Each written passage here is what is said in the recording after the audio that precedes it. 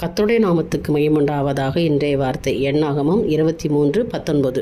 பொய் சொல்ல தேவன் ஒரு மனிதன் அல்ல, மனமாற அவர் ஒரு மனுபுத்திரனும் அல்ல.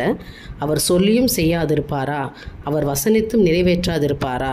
விசுவாசிக்கிறவங்க ஆமேன்னு சொல்லுங்கள். எனக்கு அருமையானவர்களே, எல்லாவற்றையும் செய்யக்கூடிய வல்லமுள்ள தேவன் இன்றைக்கு உங்களை பார்த்து சொல்கிறாரு, நான் உனக்கு எல்லாவற்றையும் செய்து முடிப்பேன். நான் ஒரு மனுஷன் அல்ல, அவர் நம்மளை உருவாக்கினவர், அவர் நம்ம சர்வத்தையும் ஆளுகிற தேவன், நம்மளை எல்லாரையும் ஒரு நாள் வழிநடத்தி கொண்டு வருகிறவர். சொல்கிறாரு, நான் சொல்லியும் செய்யாதிருப்பேனா?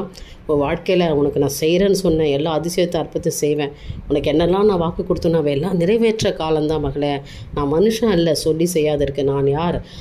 நானே, எனக்கு ஒருவர் நிகரே இல்லை, அவருக்கு நிகர் அவரே. என்ன சர்வத்தையும் ஆள்கிற தேவன், அவர் நம்மளை உருவாக்கினவர். ஆனால் அவர் பொய் சொல்ல நான் ஒரு மனுஷன் அல்ல, மனமாற அவர் ஒரு மனுபுத்திரனும் அல்ல. அதனால் அவர் சொல்லியும் செய்யாதிருப்பாரா? உங்களை குறித்து சொல்லி செய்யாமல் இருப்பாரா? எல்லாவற்றையும் செய்து முடிப்பார். எனக்கு இத்தனை வருஷமாக எனக்கு சொல்லி நடக்கலையே நினைக்கிறீங்களா? நிச்சயமாக நடக்கும். அவருடைய வார்த்தைகள் ஒன்றும் வீணாக போகாது, ஒன்றும் மறைந்து போகாது, வசனங்கள் ஒன்றும் பொய்த்து போகாது. கர்த்தர் நிறைவேற்றுவார், உங்கள் குடும்பத்தில் நிறைவேற்றுவார், உங்கள் வாழ்க்கையில் நிறைவேற்றுவார். இன்றைக்கு அவர் செய்து முடிக்க போகிறார். விசுவாசமாய் இந்த நாளை துவங்குங்க. நாள் முழுதும் கர்த்தருடைய மகிமை உங்கள் மேல் காணப்படும். தேவனுக்கே மகிமை உண்டாகட்டும். ஆமென்.